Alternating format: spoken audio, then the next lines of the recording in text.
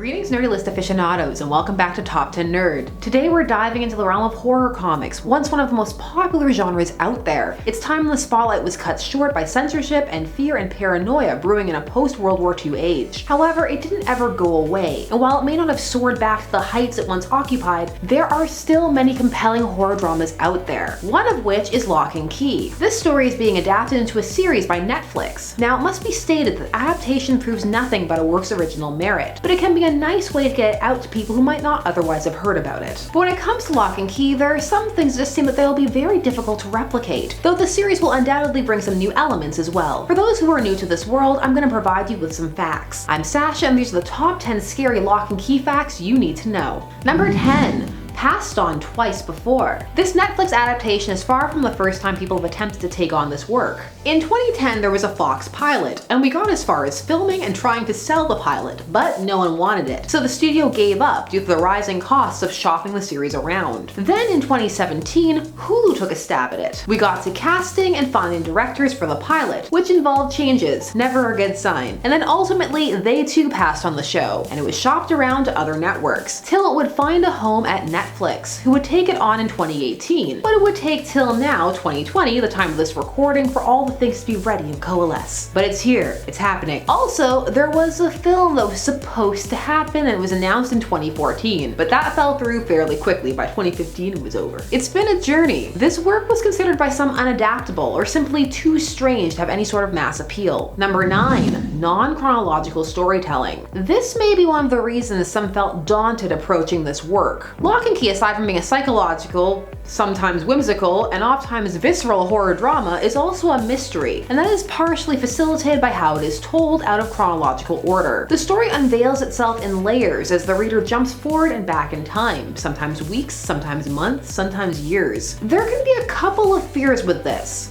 One is that it will prove too complicated for people to follow, or that there will be too many jumps. You know those shows that can't stay in one timeline long enough for you to raise a chip to your mouth? Or the other fear is that if you told it chronologically, you would essentially eliminate most of the mystery and suspense. It's a fine line to walk, but it can be done. It is easier to do in book or comic format, but still achievable in film. Has been done before, it can be done again.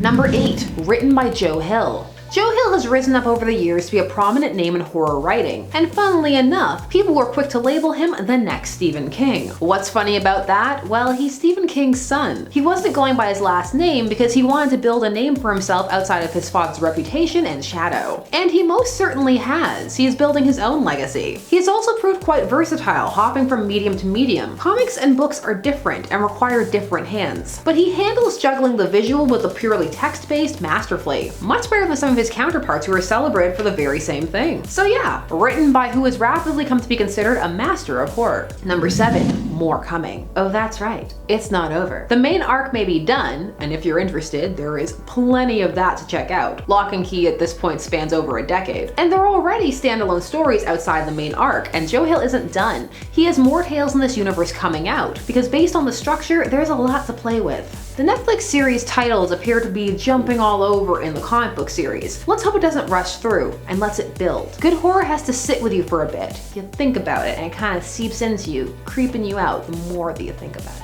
Number 6. Magical keys. So the key in the title of Lock and Key isn't just there for show. No, the series centers around a set of magical keys, each unlocking other horrifying abilities, or ones that can be used for mischief as easy as merriment. The Lock is more of a play on words. The series focuses on the Lock family, with an E at the end, and of course the misadventures that they have with these keys, and the malevolent force manipulating them, both to get the keys and also for revenge. Because revenge is a dish best served as a surprise. I mean, cold is nice, but if you never see it coming, mwah, extra delicious. Quality vengeance. Number 5. The head key. Of all the keys, the head key appears to be the most daunting, especially when it comes to questions of adaptation. While it was briefly shown in the trailer that was released at the time of this recording, we haven't seen a lot of it yet. The head key allows one to unlock a mind, their own or someone else's, as long as they touch the key. In the comic, this is literal. The head comes off, the top is removed, and then inside one can peer in and see everything, how the person sees it. So it's not always an exact representation of reality, which is quite clever, as we very literally see the world differently. One can then add or remove things to the head, and once removed, the person of course no longer remembers it. How one will be able to replicate this without it looking super cheesy has yet to be seen. Number 4. Card game. Look, if your series gets popular enough, you have a shot at a card game, especially in 2012 when this game came out. Now, at first it could seem like a bit of a non sequitur, like what is this game even going to be about? However, it is actually fairly intuitive. The game is about the quest for keys, and getting them before your opponent does. It can be played with 3 to 6 people, and apparently takes about half an hour. Challenge accepted. The cards have images from the comics on them, so if you really like the art from the series, which a lot of people do, aside from having a new game to play, this can be fun from a collector's perspective as well.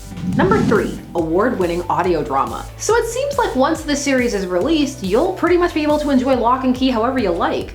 The audio drama is 13 hours long, was released in 2015, and it was star-studded, including Kate Mulgrew, Captain Janeway herself, who is an excellent narrator. She also does Joe Hill's book Nosferatu, and it's brilliant, both the book and her performance.